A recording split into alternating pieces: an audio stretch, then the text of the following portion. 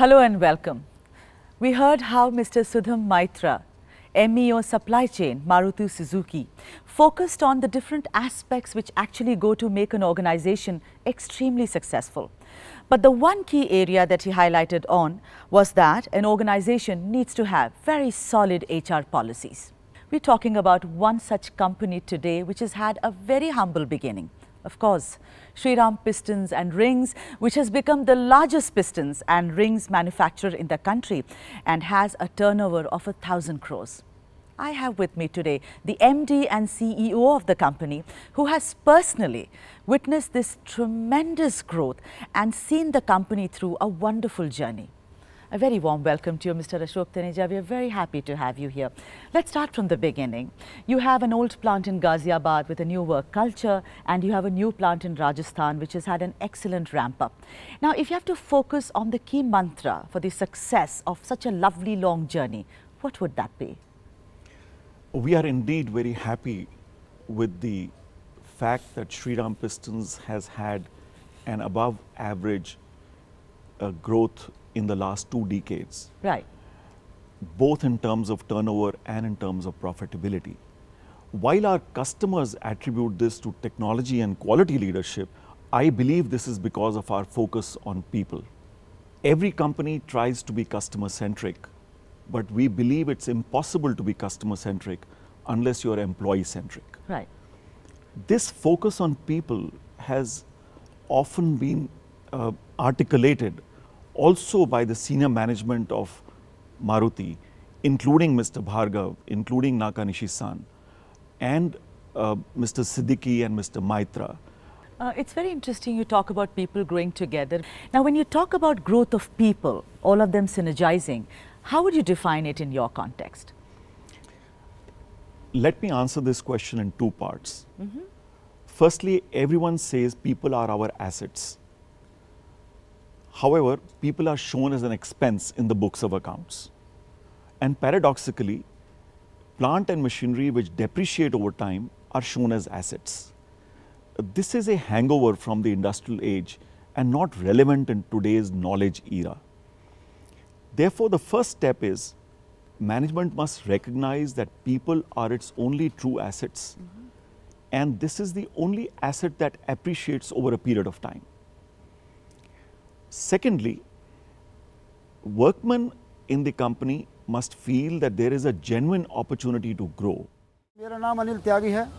मैं यूनियन में उपाध्यक्ष हूँ। पिछले 26 वर्षों से मैं श्रीराम पिस्टन में कार्य कर रहा हूँ। मैंने देश के कई बड़े कारखानों के साथ साथ कुछ विदेशी कारखानों को भी देखा है। लेकिन जितना आपसी भाईचारा, एक दूसरे के प्रति सम्मान, काम सीखने की आज़ादी श्रीराम पिस्टन में देखने को मिली है, इतने मुझे किसी दूसरे कारखाने में देखने को नहीं मिली। Not just moving from semi-skilled to skilled and highly skilled category with some cosmetic differentiation in work responsibility, but a genuine opportunity to become from a workman to a team leader, to a supervisor, to even a manager. Giving 8 hours of work is mandatory, Right. but giving your best with excitement and passion is voluntary. Mr. Taneja, when you talk about people, when they engage amongst themselves within the company, they after all are looking for a future role which has to be a leadership role, right? So can you give us 1 or 2 examples? How exactly has this happened? We have a suggestion scheme like most other enterprises have a suggestion scheme. The difference is it does not matter where the suggestion comes from. You could be a permanent employee, a temporary employee, a contract employee, or even a statutory industrial trainee. This gives a sense of purpose to people, gives them a sense of fairness, and they deliver their best. The second aspect is the way we fill up positions within the company that become available. Right.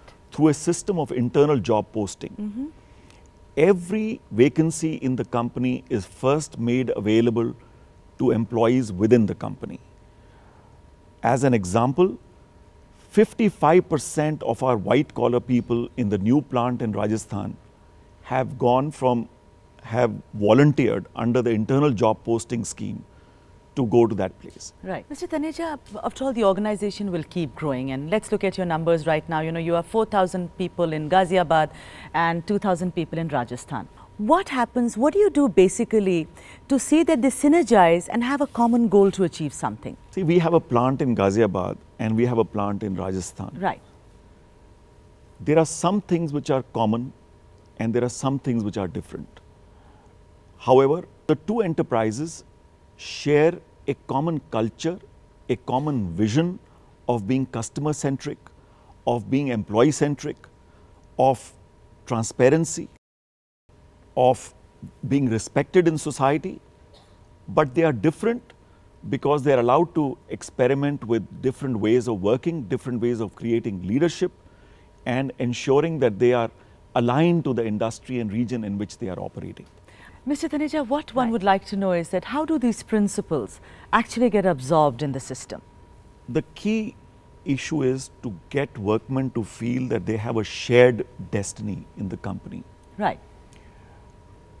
One of the ways we do that is by having variable pay for all levels of people in the company. Even temporary employees have an element of variable pay, so that he knows exactly what he is required to do to achieve the company goals and his personal goals. This creates a sense of engagement with the enterprise. Any landmark policy that you may want to recall to push this further in the organization? I believe trust and work culture get created in difficult times. In 2008-9, there was a slowdown in the market.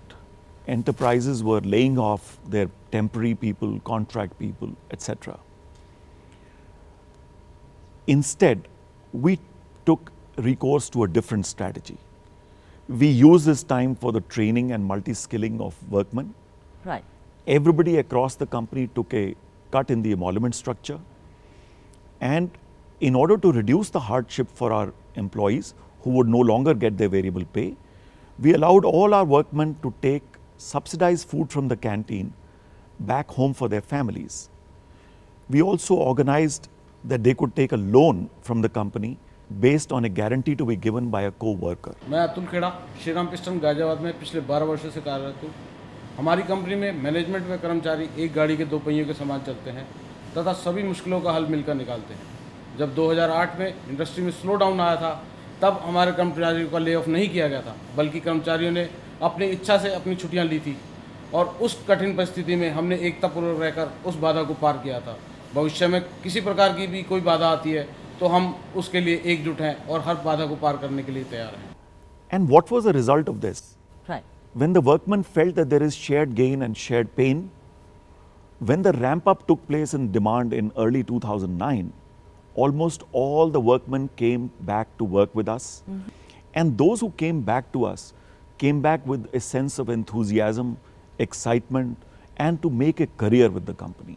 The IR scenario has seen a very turbulent time, but so far as Shriram Pistons and Rings is concerned, you've been fairly insulated, you know. So what exactly do you think enterprises should do going forward in times like this?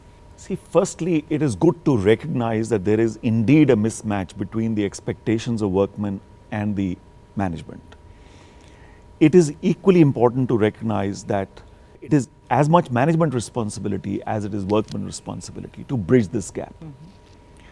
We have had 8 agreements with our workmen in the last 25 years. Not a single minute time has been lost due to any IR issue in these last 25 years. While we have increased wages of the workmen, they have in turn offered productivity which more than offsets the increase in cost to the company.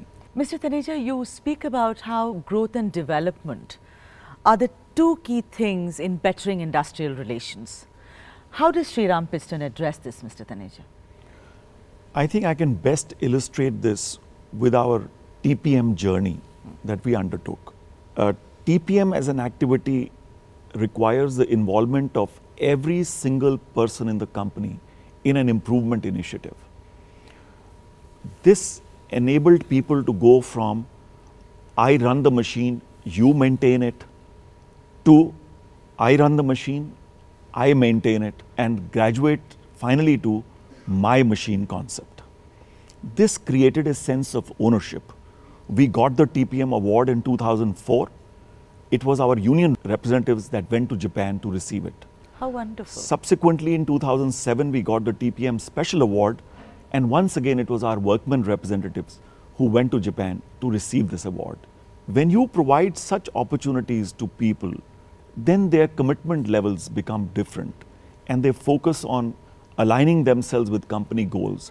Something wonderful that you said, that it's, you know, my machine, I maintain it. So there is an ownership, you know, involved in this. But it also throws light on self-managed teams, you know.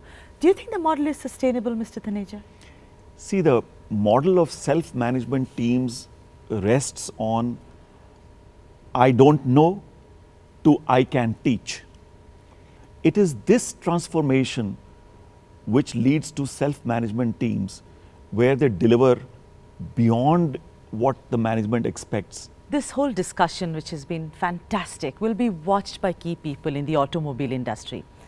One key message, if it were to be, what would that be, Mr. Ashok Taneja? The key responsibility of management is to build trust by being consistent, by being fair.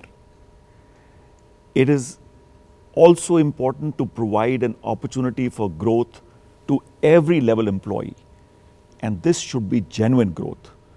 Thank you so much, Mr. Ashok Taneja. It has been a complete pleasure. Thank you very much indeed. Thank you.